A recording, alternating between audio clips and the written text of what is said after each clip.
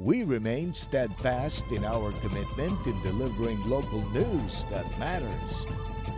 Stories that inspire. Enriching the lives of Filipinos in the Philippines and across the globe.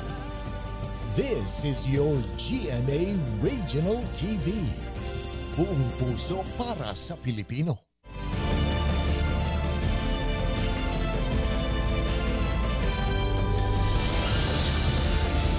Ito ang GMA Regional TV 1 North Central Luzon.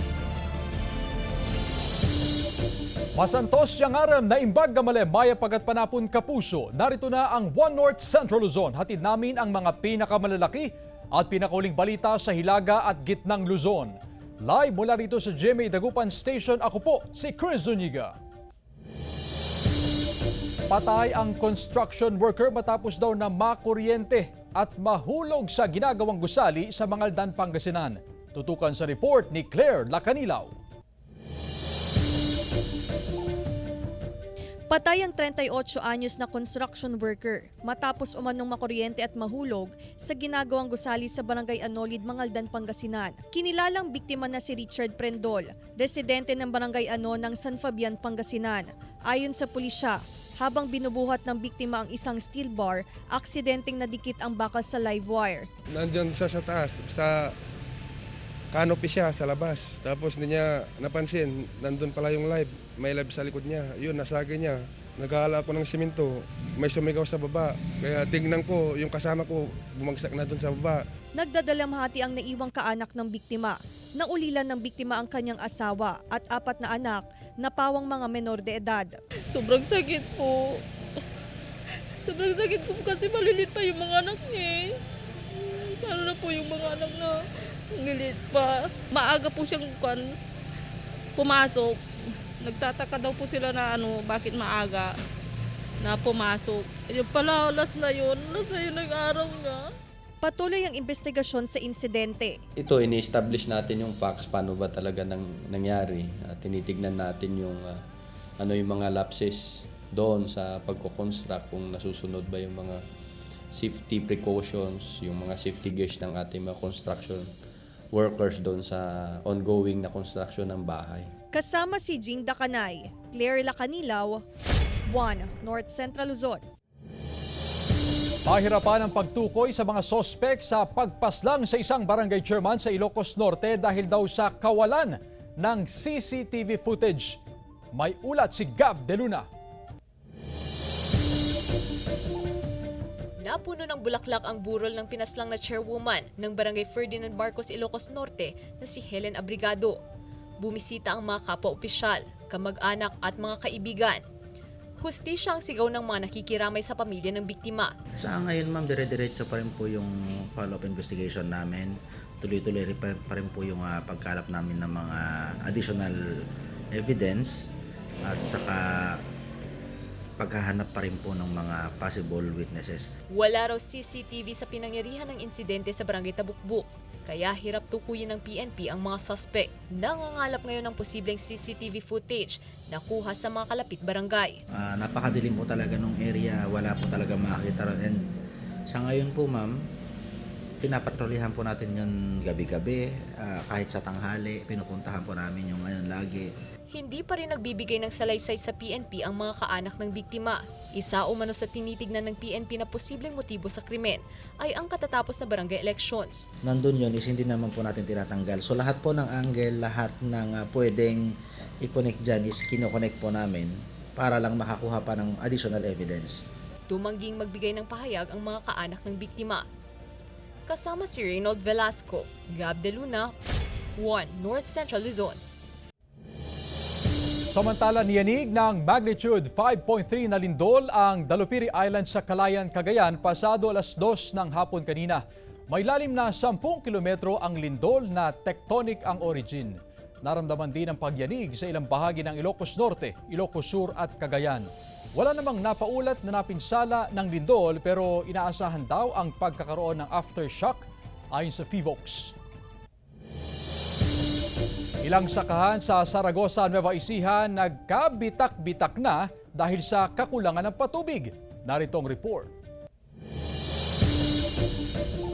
Nagkabitak-bitak na ang ilang sakahan sa Zaragoza, Nueva Ecija. Natutuyo na ang mga punlang palay. Bunsod daw ito ng kakulangan ng patubig mula sa National Irrigation Administration. Wala na raw dumadaloy na tubig sa ilang irrigation canal at halos paubos na rin ang tubig sa mga sapa dahil sa nararanasang matinding init ng panahon. Kaya itong sapa na to, ganito pa lang din kalalim ang tubig. Pero itong sapa na to, natutuyo ito.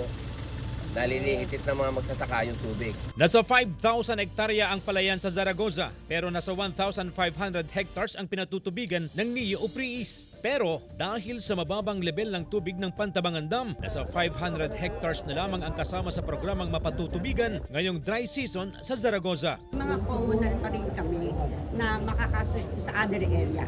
Dalawang source ng tubig namin, NIA and the communal irrigation. No? Dahil din sa mababang level ng tubig ng Pantabangan Dam, aabot sa 51,000 hektarya ng sakahan ang hindi mapatutubigan ng Neo o Priis sa Nueva Ecija at kalapit probinsya, kabilang ang Tarlac, Pampanga at Bulacan. May mga ginagawa naman daw na programa at solusyon ang NIA na makatutulong sa mga magsasaka. Meron kaming submission for the cloud seeding. Pero kung papalarin o kung pagpipigyan kami, yun ang una kong pagka-cloud seeding. Kasama rin sa programa ang cloud seeding at pagtatanim ng high-value crops na hindi kailangan ng maraming tubig. Plano ring magtayo ng solar water irrigation. CJ Torida, 1 North Central Luzon. Bukas po, December 7, formal nang magsisimula ang selebrasyon ng Puto Festival 2023 sa Calasiao, Pangasinan. Ayon sa PNP, mahigit 5,000 katao ang inaasahang makikiisa sa opening day ng Puto Festival. Kasabay nito, mahigit sa 100 pulis ang itatalaga sa iba't ibang panig ng Calasiao. Asahan na raw ang pagsikip sa daloy ng trapiko, bagay na pinaghandaan na raw ng POSO at PNP. Kabilang sa mga aasahang aktibidad ang parade o Grand Parade, Best Ways to Serve Puto, Puto Construction and Design, Puto Eating Contest at Best Puto Stall. Ilang pumasa sa bar exams nagkwento ng karanasan sa pagsubok at tagumpay. Tungayan sa report ni Ivy Hernando. Nasa 3,812 ang pumasa sa 2023 bar exam sa bansa. 18th place ang tubong Baguio City na si Atty. Raquel Dominique Balisong, 26 anyos. Nasa simbahan daw siya nang lumabas ang resulta.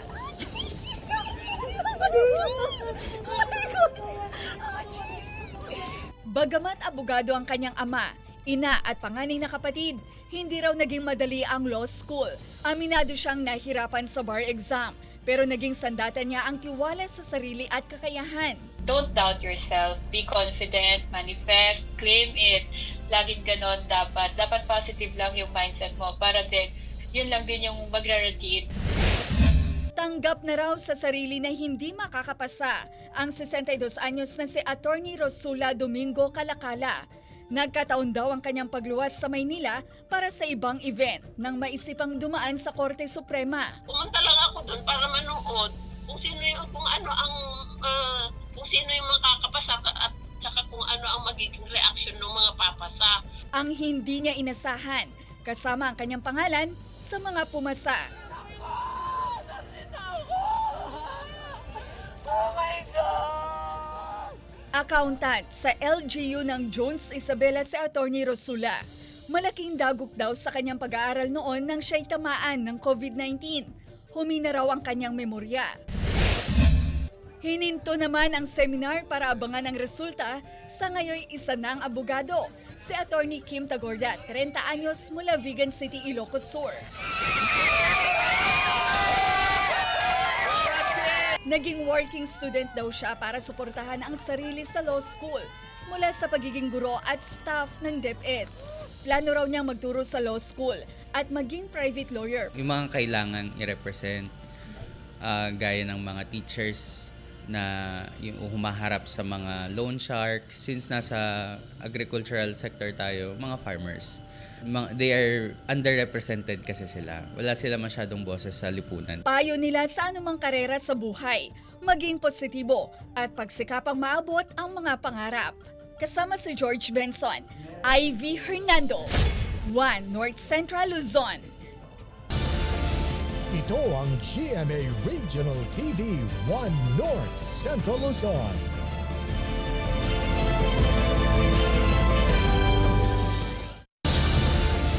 Ito ang GMA Regional TV 1 North Central Luzon.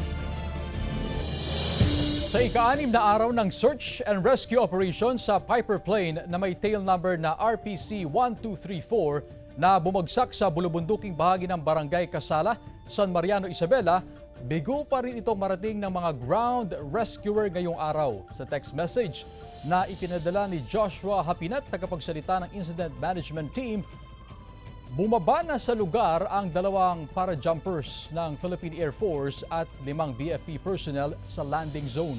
At inaasahang mararating ang mismong lokasyon ng eroplano bukas para matukoy ang kondisyon ng 2 sakay nito na sina Captain Levy Abul II at pasahero na si Erma Escalante.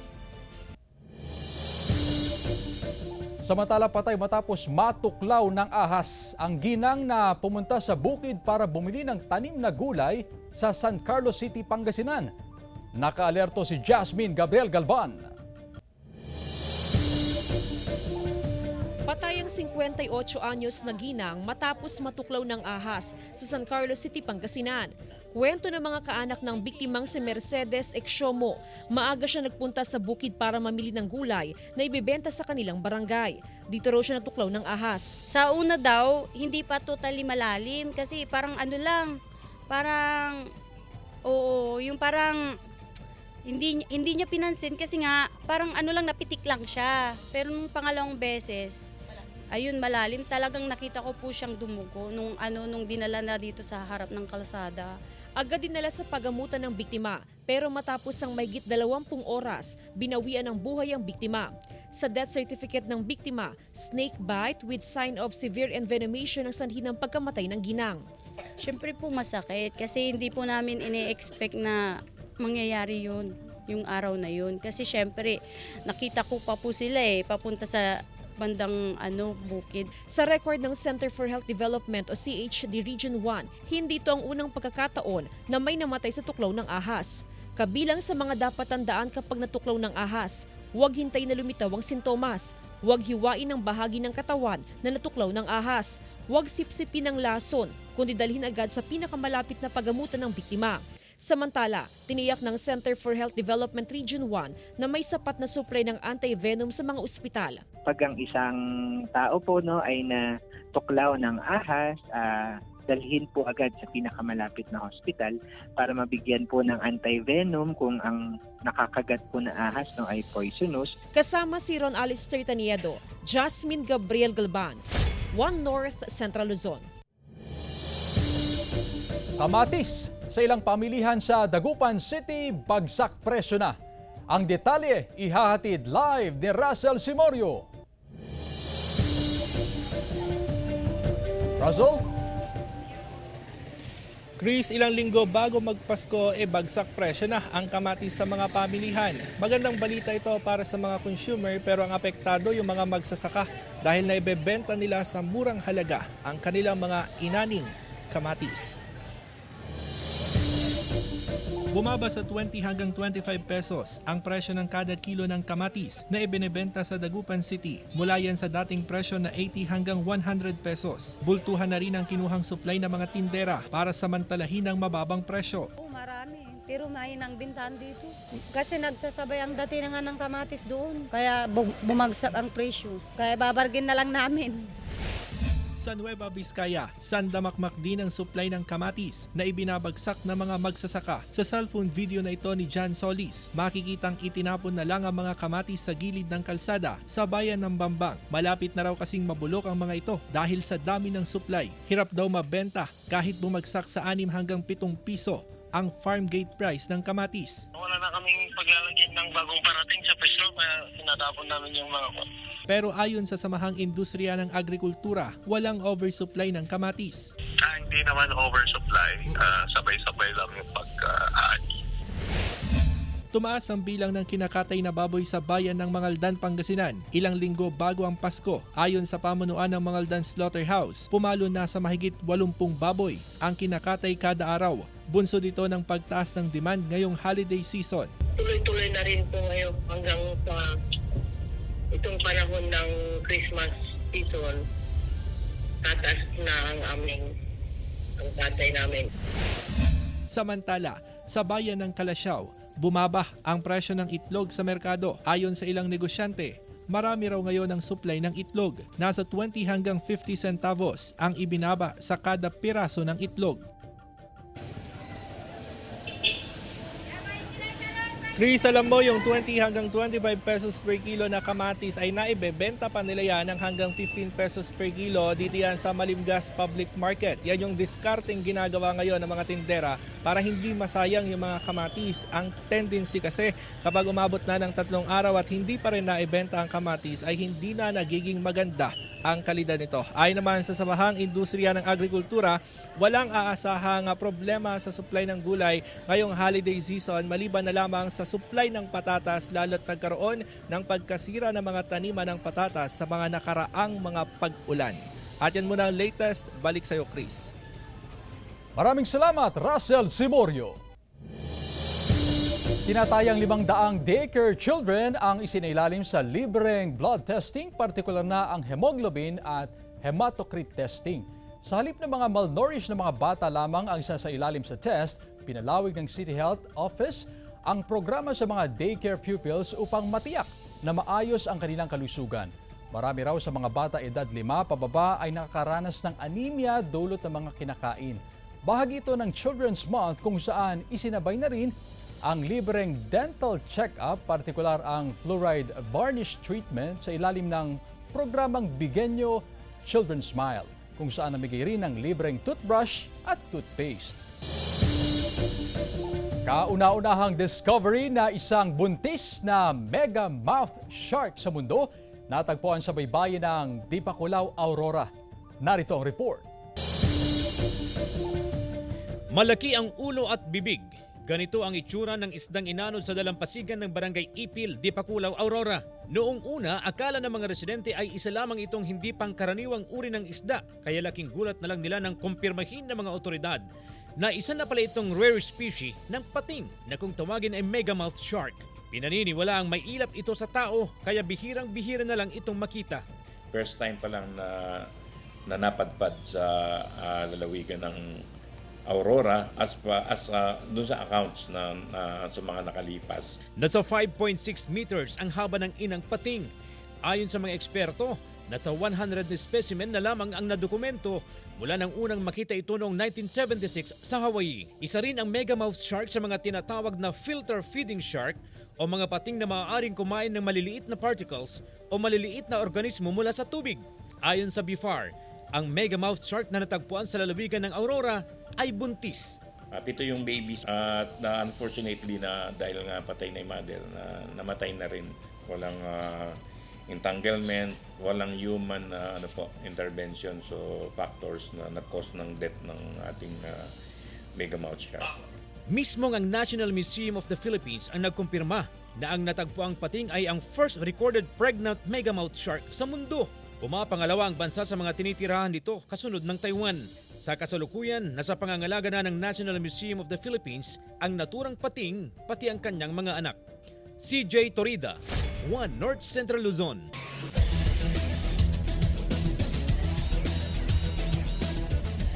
Simula pa lang, red hot na ang bakbakan ng NCAA Season 99 Men's Basketball Tournament Finals sa pagitan ng Mapua Cardinals at San Beda Red Lions.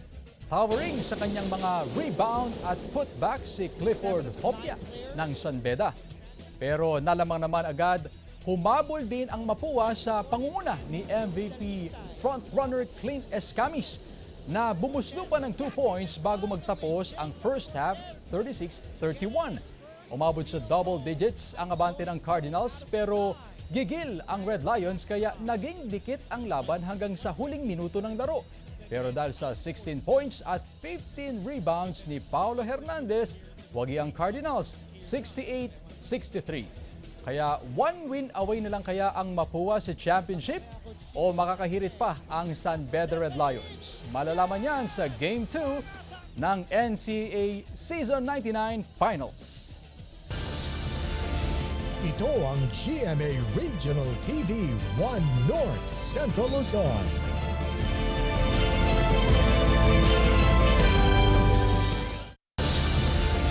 Ito ang GMA Regional TV 1 North Central Luzon.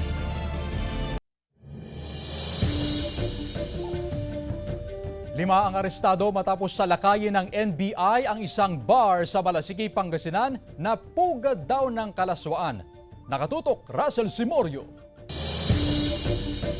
Sinalakay ng mga kawani ng NBI Dagupan District Office ang isang bar sa Barangay Poblasyon, Malasiki, Pangasinan na pugad umano ng kalaswaan. Nag-aalok umano ng panandaliang aliwang bar sa kanilang mga parokyano. Nagpanggap na customer ang isang undercover agent ng NBI at inalok siya ng umano'y bugaw na bibigyan siya ng babae sa halagang 2,000 pesos. Nadiskubre rin ang 4 na kwarto sa loob ng bar.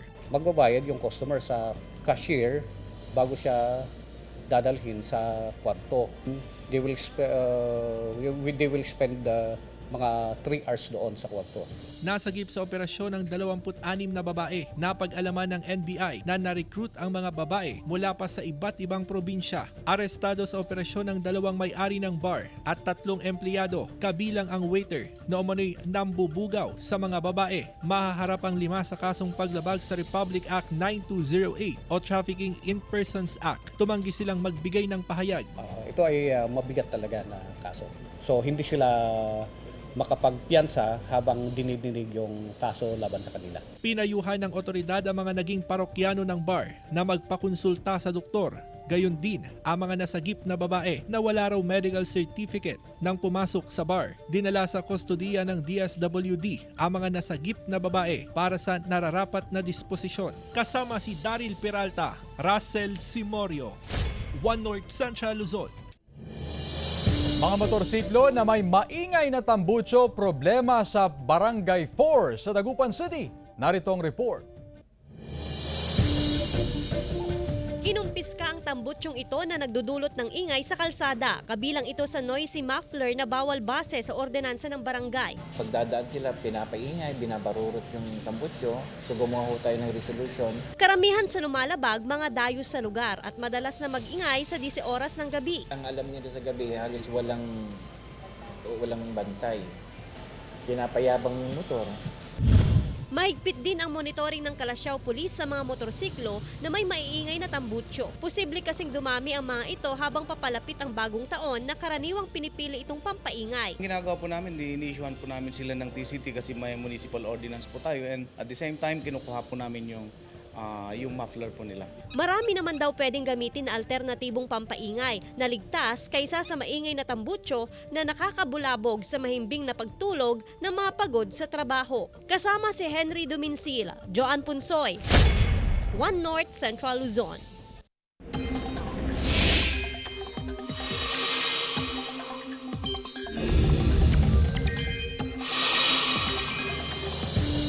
Mga kapuso, maalinsangan pa rin ang malaking bahagi ng bansa pero unti-unti nang nagbabalik ang amihan. Umaabot ngayon ang amihan sa may extreme northern Luzon habang easterlies naman sa eastern section ng bansa. Base sa datos ng Metro Weather, posible ang ulan sa ilang bahagi ng Cagayan, Apayao, Kalinga, Isabela, Quirino, Ilocos Provinces, Pangasinan, Zambales, Tarlac, Nueva Ecija, Pampanga, Bulacan, Aurora at Nueva Vizcaya.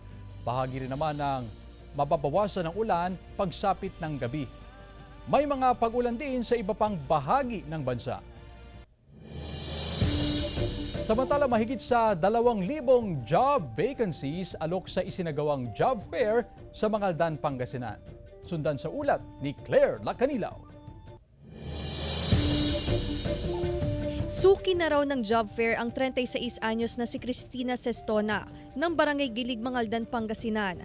Batid daw niya ang hirap sa paghahanap ng trabaho. Isa si Cristina sa nag-apply sa job fair na isinagawa ng Public Employment Services Office sa Mangaldan, Pangasinan. Sa loob po ng 2 taon, marami na po akong mga in-applyan ng mga iba't ibang company Ano rin po ako sa job fair, suwi na rin po ako ng job fair pero hindi po ako na-hired. Pero tinatry ko pa rin po yung best ko para subok pa sa ibang mga job fair. Ayon sa Mangaldan Public Employment Services Office, nasa mahigit 2,000 na trabaho ang alok mula sa mga local at overseas employers. Actually, marami na nagpunta dito sa locals, yung mga cashier, yung mga service crews. At the same time, marami din nag-a-apply sa ibang bansa, agricultural technicians, and yung mga apple pickers. So meron tayong ganun. Target ng tanggapan na magsagawa ng 4 na job fair kada taon upang mabawasan ng unemployment rate sa bayan. We are conducting regular jobs fair po kada quarter ng taon. So next year na po yung next na job fair natin. 4 na job fair ang target po natin per year. Pero nagkakaroon din po kami ng mga local recruitment with different agencies po sa local, and then overseas employment naman as SRA. Kasama si Jing Dakanay, Claire Lacanilaw, 1 North Central Luzon.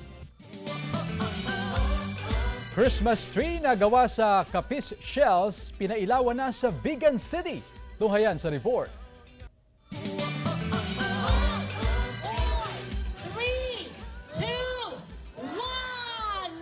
Makulay at kakaibang disenyo ang handog ng Vigan City sa kanilang Christmas decoration sa harap ng City Hall. Inspired ang disenyo ng Christmas tree sa kulintipay o kapis na bintana na bahagi ng mga traditional na bahay at century-old houses ng lungsod. May life-size belen din na sumisimbolo ng season of giving. At mga manikin na ipinapakita ang kultura ng mga Ilocano, ang paggawa ng traditional na delicacies na karaniwan lamang tuwing Christmas season. Kasabay ng fireworks display ang formal na pagpapailaw sa makulay na belenismo sa Danglas Abra. 7 belenismo ang makikita rito at tampok ang ilang superheroes of the universe. Ang mga ito ay gawa ng mga residente mula sa 7 barangay sa bayan na nagpapakita ng kanilang bayanihan spirit. Inabangan ng Lawagenyos ang pagpapailaw sa Christmas tree na nakapwesto mismo sa harapan ng City Hall. Ang Pasko sa Lawag City ay may Candyland-inspired na tiyak na kagigiliwan ng mga bata. Libo-libong katao ang nagabang sa Christmas lighting ceremony ng Tayo Pangasinan. Tampok sa Christmas pasyalan ang mga atraksyon tulad ng polar bears, mga anghel, shooting star, snowflakes, Christmas balls, castle, dancing fountain at belen na talaga namang Instagrammable ang bawat anggulo na mas lalo pang ikinatuwa ng mga residente at mga bisita. Ivy Hernando, 1 North Central Luzon. Mga kapuso, 19 days na lang, Pasko na. Samantala, mapapanood niyo po ang episode na ito at iba pang pinakahuling lokal na balita sa official website ng GMA Regional TV, www.gmaregionaltv.com. Pwede rin kayong bumisita sa aming official YouTube channel, GMA Regional TV, at i-click ang subscribe button para sa pinakamainit na balita mula sa mga rehiyon. Nais naming pasalamatan ang mga kapuso sa Hilaga at Gitnang Luzon, maging ang mga kapuso natin abroad. Dahil sa GMA Regional TV, local news matters. At yan ang mga pinakamalaki at pinakahuling balita sa Hilaga at Gitnang Luzon. Maraming salamat sa pagsama sa amin pati na ang mga kapuso sa ibang bansa na tumutok sa mga balita sa rehiyon. Ako po si Chris Zuniga. Kami ang GMA Regional TV, 1 North Central Luzon. Buong puwersa para sa mas malaking misyon at mas malawak na paglilingkod sa bayan.